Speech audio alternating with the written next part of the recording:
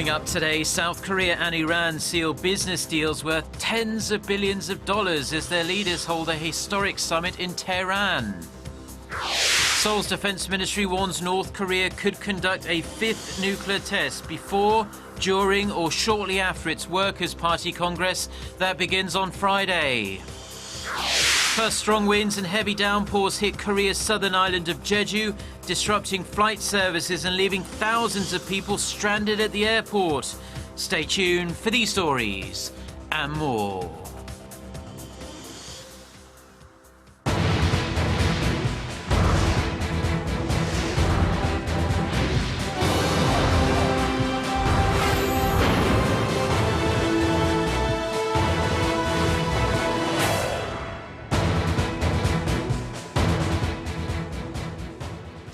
Hello to our viewers around the world. It's 6 a.m. on Tuesday, May 3rd here in Seoul. Thank you for joining us. I'm Mark Broom. We start with the historic summit between the leaders of Korea and Iran. Monday's talks between President Park Geun-hye and her Iranian counterpart Hassan Rouhani produced a slew of tangible and lucrative results. The first meeting since diplomatic ties were established 54 years ago not only focused on economic cooperation but also cultural and global issues. Our presidential office correspondent Song Ji-son reports from Tehran. Seoul and Tehran set the framework for the future in their first summit after 5 decades. Presidents Park Geun-hye and Hassan Rouhani adopted a joint statement for stronger cooperation in the future, both on diplomatic and economic fronts. A total of 66 MOUs were signed, including 30 large-scale projects that are worth $37 billion. The deals are expected to bring about a second Middle East boom in Iran, which Seoul has dubbed the last blue ocean of the region. Seoul will be involved in Iran's infrastructure projects ranging from railway construction to building hospitals. The two countries will seek to boost bilateral trade, both in volume and variety, to pre-sanctions levels as Park vows to support Tehran in rebuilding its economy. 우선 양국은 상호 보완적인 경제 구조를 토대로 실질 협력을 확대해 나가기로 하였습니다. 우리는 이란이 조속히 경제를 재건하고 경제 성장이 다시 정상 궤도에 복귀하는 데 보탬이 되도록 양국 간 교역과 투자를 복원하는 데 상호 협력해 나가기로 하였습니다. Park and Rouhani also discussed regional and global issues, with Tehran showing support for peace and stability on the Korean peninsula against North Korea's nuclear threats. Iran supports peace on the Korean peninsula and is against any type of nuclear development. Our principle is that there should be no dangerous nuclear weapons in the Middle East or on the Korean peninsula. While also setting the record as the first non-Muslim female leader to visit Iran, President Bae also sat down with Iran's supreme leader Ayatollah Ali Khamenei, marking another leap in the two countries' diplomatic relations.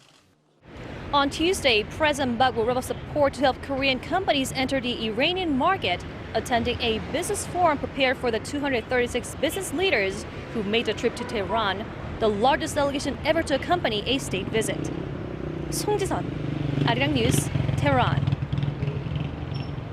Now, the numerous deals Korea inked in Tehran are raising the outlook for the nation's business prospects. For a closer look at some of the sectors that are likely to benefit the most, Shin Se-min reports. Breathing life back into the Middle Eastern market that was once inactive due to international sanctions, Korea is looking to make a foothold in Iran in various fields, including the oil, energy, and the construction sectors. Breaking it down, over $12 billion worth of projects are expected from the major infrastructure projects that includes railways and water dams. One of the first projects that'll become operational is the Isfahan-Alvaz railway project worth $5.3 billion under a provisional contract that'll set up a 541-kilometer-long inland railway. Korea's land ministry said the country is also engaging in Iran's water management sector, where the market size is expected to surge to over $4.4 billion in 2018. Being the world's largest holder of natural gas, the most profitable market is the energy reconstruction sector that includes Iran's rich content of natural resources like crude oil. The Bahman oil refinery project, worth $10 billion, and the Iran-Oman submerged gas transportation pipeline construction, worth $1.5 billion, are among other projects waiting for final signing. After inking a number of deals, Korea's top office projects that the series of projects clinched through the summit are just the beginning of many more down the line. Shin Se-min, Arirang News. Now, looking more specifically into the field of information communications and technology, ICT, and Korea and Iran are aggressively pushing joint projects both at the public and private levels. Our Kim Ji-yeon with the details. Korea and Iran have signed an agreement to expand cooperation in areas that encompass basic and applied sciences. For starters, the two countries plan to convene a bilateral committee starting next year to boost joint research and intellectual exchanges in the science and tech sector. The two sides also agreed to revise their bilateral ICT cooperation agreement from back in 1990. The revised deal is expected to be signed sometime later this year, reflecting changes in ministries, policies, and various support provided for exporting companies.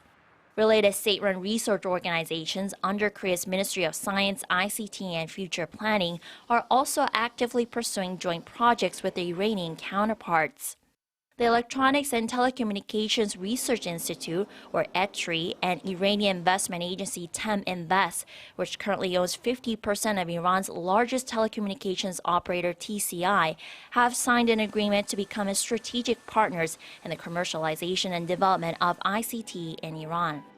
This is while Korea Research Institute of Bioscience and Biotechnology agreed to cooperate with the University of Tehran in the research and development of biofuels using microalgae, a promising alternative energy source for the future.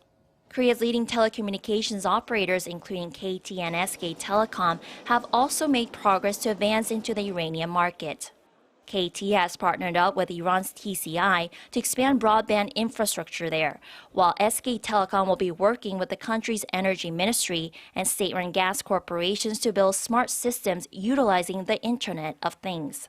This is with the aim of providing gas to 15 buildings and 5,000 households in Iran. SK Telecom plans to expand this IoT project to smart homes and water management projects in the Iranian market.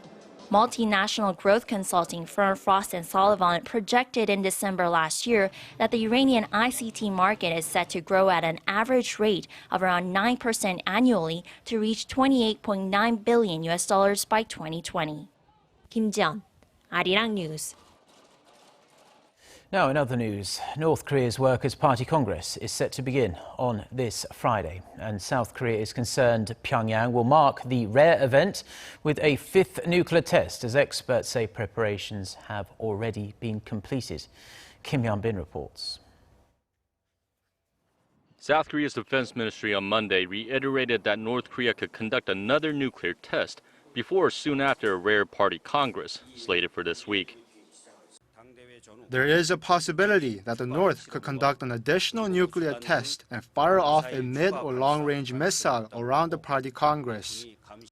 North Korea is scheduled to hold its first Workers' Party Congress in 36 years on Friday, and is widely seen as a chance for the regime's leader, Kim Jong-un, to solidify his grip on power. Experts also believe that Kim is trying to build up his accomplishments ahead of the meeting.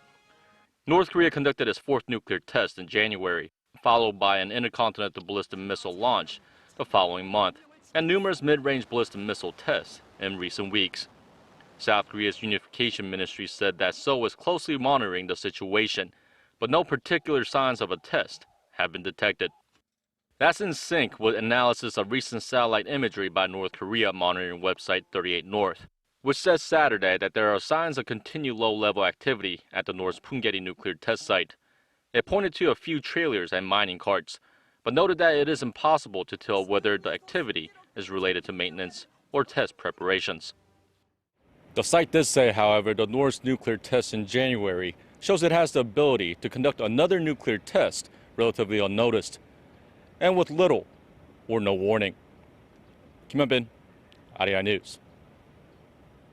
Korean-American missionary Kenneth Bae has opened up on the torment he suffered during his imprisonment in North Korea. Giving his first live interview since his release 18 months ago, Bae told CNN that he was thankful and grateful for the people involved in trying to get him home.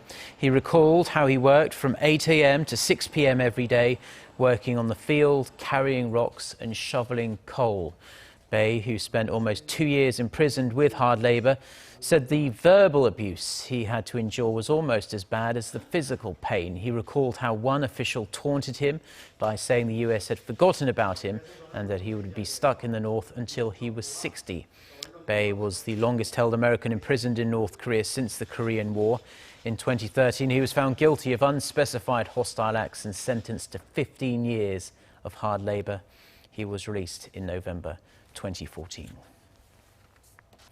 Now, the debate over the role South Korea's central bank should play in the process of corporate restructuring is heating up. Under pressure from the government to step up to the plate, the Bank of Korea is engaged in a delicate balancing act. Hwang Ji-ae reports. Corporate restructuring is a crucial task the Korean economy is facing, and the Bank of Korea says it will actively play its part that's deemed necessary in the process. Governor Lee Ju-yeol on Monday urged senior central bank officials to closely study what kind of role the BOK can play.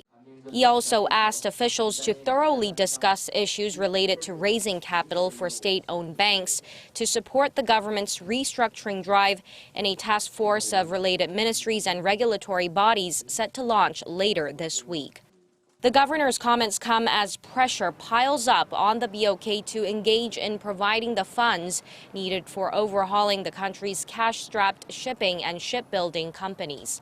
Calls are growing, especially from the government, for the central bank to execute its authority to pump out more currency and buy up bonds of state banks, referred to as Korea's own quantitative easing. Over the weekend, Finance Minister Yoo Il-do said financing the costs of corporate restructuring should be done through policies that combine both fiscal and monetary measures. Ahead of those remarks, however, Bank of Korea Deputy Governor Yoon Myeon-sik said Friday that necessary funds for restructuring should come from state coffers. Experts say the governor's remarks on Monday are an effort to tame speculation that a rift may be opening up between the government and the central bank. And all eyes are now on what kind of measures, if any, the two chiefs, Minister Yoo and Governor Lee, will be able to come up with when they meet in Frankfurt, Germany, for an annual meeting of the Asian Development Bank this week. Hwang Ji-ae, Arirang News. Strong winds and heavy downpours have slammed Korea's southern island of Jeju, disrupting flight services and leaving about 14,000 travelers stranded at the airport. The Korea Airports Corporation says that as of Tuesday morning, some 170 flights have been cancelled and around 160 have been delayed at Jeju International Airport due to the severe weather. The authorities are scheduling temporary flights for Tuesday and have set up an emergency task force to look after those people stuck at the airport. The Korea Airport Corporation has asked travellers to keep an eye on the current status of planes arriving and departing from Jeju. The Korea Meteorological Administration has issued strong wind advisories around the island and advised citizens to take extra precautions. 5 years after allegations began to emerge against Oxy's toxic humidifier disinfectants, the head of the company's Korean unit delivered a formal public apology on Monday. The move was seen as too little, too late by the victims and their families. Hwang Ho-jun reports. Asthma, pulmonary fibrosis, cirrhosis. These are just some of the severe illnesses caused by chemicals allegedly used in a household humidifier disinfectant manufactured by Oxy Reckitt Benckiser. The connection was confirmed in 2011 after 4 pregnant women died of lung problems after using the product, which had been on the market for over 10 years. According to the Ministry of Environment, more than 200 people have suffered from the toxic sanitizer, including 95 related deaths. The CEO of Oxy Reckitt Benckiser held a press conference Monday, delivering a public apology to the victims and their families, pledging to spend more than $4 million in compensation. We are deeply sorry. We want to make amends. We remain committed to Korea, and Korean consumers and will work hard to regain your trust. Nevertheless, we understand that despite our efforts, nothing can completely ease the pain and suffering of the ISIS victims and their families. The CEO's public move came after the prosecution recovered a controversial email late last month, denying any culpability in the case, which triggered strong criticism from the Korean public. Some victims attended the press conference in Seoul and expressed anger over the belated apology, saying that it does not provide solace from the pain they have experienced over the years. Meanwhile, the prosecution said they will conduct a complete and thorough investigation on Reckitt Benckiser products that have been sold to probe any further or additional damages. Hwang Ho-jun, Arirang News. A team of international researchers have revealed a near-perfect picture of the genetic events that cause breast cancer. The study, which involved professors from Korea's Hanyang University, analysed the genomes of 560 breast cancer patients around the world and published them in the latest edition of the scientific journal Nature. 48 research teams from 12 countries, including Korea, the US, Singapore, Italy and the Netherlands, took part in the study, which is considered the largest of its kind. They uncovered 93 sets of genes that, if mutated, can cause tumours. Findings showed that about 62% of breast cancer cases were caused due to mutations in 10 out of the 93 genes. The research team said the findings could act as an important stepping stone in developing a cure for cancer. Well, that's all we have for now. I'm Mark Broom. Thank you, as always, for watching. We'll be back throughout the day with more newscasts. Our next one scheduled coming up at 10 a.m. Korea time. So until then, goodbye.